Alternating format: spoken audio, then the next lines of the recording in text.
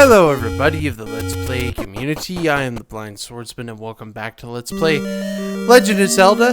Last episode, we made it here to level 5, we got through a ton of this stuff. I'm not going to be showing a ton from this dungeon, but we are going to be doing a dungeon in this episode, level 5, in this episode in order to, get the next step that we need to. I had to leave for a quick second. I don't know why I decided to do that. I don't remember half the stuff I do in this game, to be quite honest. But I am to the final dungeon of the game as this recording goes on, so we're not too terribly long from actually being done with the game. Level 5, level 6, and level 7 unfortunately are going to get their own episodes, and then we've got the finale, which is the 8th dungeon, and then the final dungeon, which I figured out how to do super quick. The problem I have with this dungeon that makes it super difficult is you have to actually go through this and get through that door on the left, and then there are a bunch of hard as fetch enemies on the other side, and I don't have the proper sword for this. You definitely want to come in with the final sword if you can, and I should have just gotten all the freaking heart pieces beforehand, but I didn't realize. We're going to be getting up to the max amount by the end of, like, I think next episode, or no, probably the final episode. I would assume it's probably the final episode of the LP, but whatevs, dude. But we're getting through this. I know that I'm a noob and I suck at this game, but it's like, you know what, dude, I just really don't care. I want to experience the ending of all these games and see how good they are. There's going to be times in this particular series of videos with the Year of Zelda that I'm going to be playing the different games. I'm not going to just be playing this game or that game. I'm going to be playing a whole bunch of different ones. I think Minish Cap is one I would like to try, maybe Phantom Hourglass, something like that. So, which I should probably get on buying on the eShop because I don't have means of recording it besides a capture card. So I should probably get on buying that beforehand. But the problem with this place is you need bombs. And bombs are super hard to come by. I don't like that fact of it, that they're hard to come by, but, it is what it is. We will figure out how to get through this. Fortunately for me, this isn't that long of an episode, so... Well, okay, I see what I'm doing. I'm going in and out to reset the enemies so I could try to get bombs to go in that next room. So I remember reading something on the guide, you need bombs. And it's like, I don't want bombs, though. I don't want them. Get out of here, man, with your nonsense. I don't want bombs. But I've had fun with this LP so far. I mean, even though, there's been frustrating situations, I would have to say this is probably my least favorite dungeon in the game. Just because it asks of what it asks you to do is kind of ridiculous. Even the final dungeon of the game, you'll see me get through that quick because I did check a video on it, but still, it's bro, come on. This is ridiculous. I shouldn't have to do that, But it is what it is, And I did finally get the bomb, so now I'm creating a restore point so I don't screw this up. And then there's going to be a room I think I fast forward that really is difficult. It's really difficult because it has the new version of the Dark Nuts, the blue ones.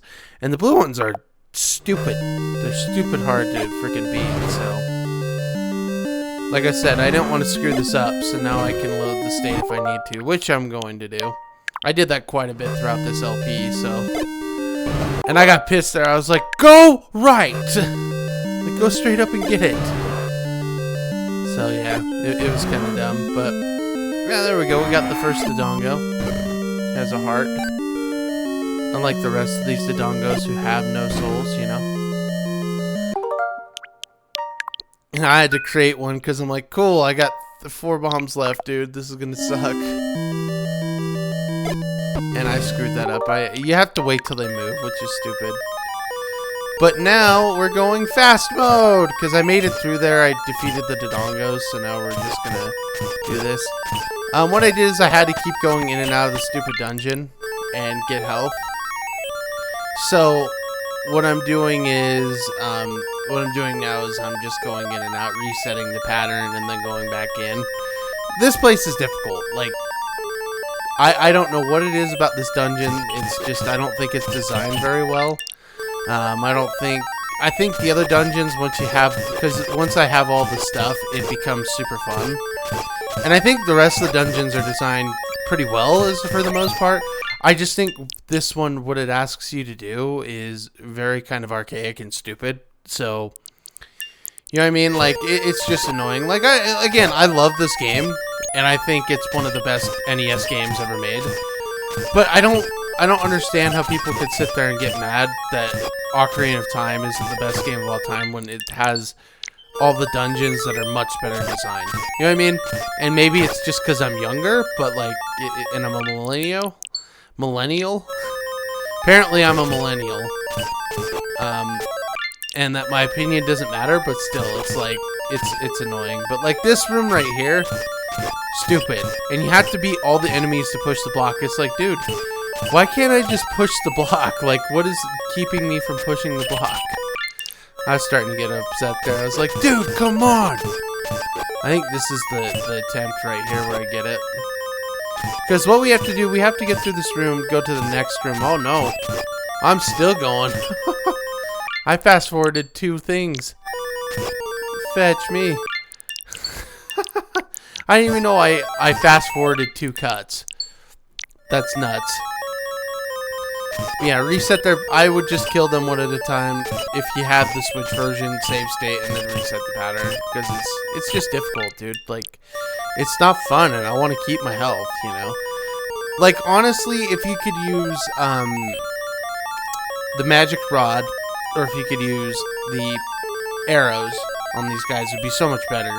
But fortunately, like, I think the arrows are very weak in comparison to most of the weapons in this game. I don't think they're very good, so just like a couple of quirks that I have about this game. But other than that, like, yeah, this is a fantastic game. I really have enjoyed playing it.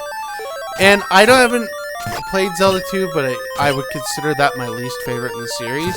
But I'm excited to see doing like a basically blind run of the game, basically the same way, because they have the special version on the Switch.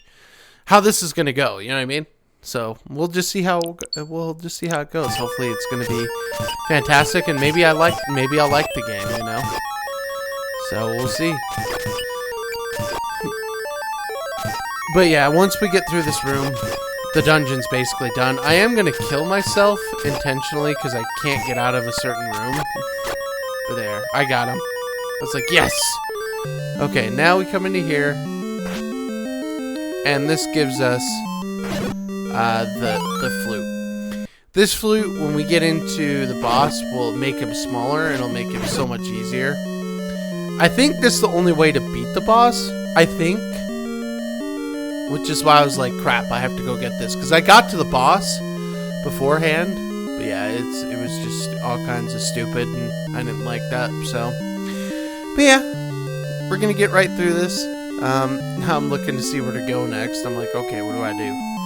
Because I was trying to get out. Like, I was trying to figure out a way to get out, you know? And I'm like, wait, if I go down here, then I should be able to get out, right? Wrong. There's nothing. I think there was a bombable wall, but I had no bombs. So I was like, okay. I'm going to go downstairs, and I'm going to go through this part of the dungeon again, and I'm going to die. Like, I literally, at this point, didn't care to get hit. I was just going to die so I get back to the front of the dungeon. Because I have, like, a second wind from my potion, so I could just use that and get through the rest of it. And for the most part, it's just this section that sucks with this dungeon. It's not like the rest of the dungeon. The rest of the dungeon's okay. I'm like, okay, I need to kill them. And I was like, you know what? I'm just gonna be I'm just gonna kill myself. Here we go. I'm just gonna kill myself. If I would have used that potion right there, I would have been so stupid. But it was like, yeah, that's kind of smart to die right here, you know? If you're going for a no-death run, then don't do that. But I felt like it was smart for me right now because I wasn't doing a no-death run. So, but yeah, once we get up through this part of the dungeon and get through the rest of it, this is a cakewalk, to be quite honest. Honestly, like, oh, and I didn't use my stupid thing. my potion. Maybe I notice it here.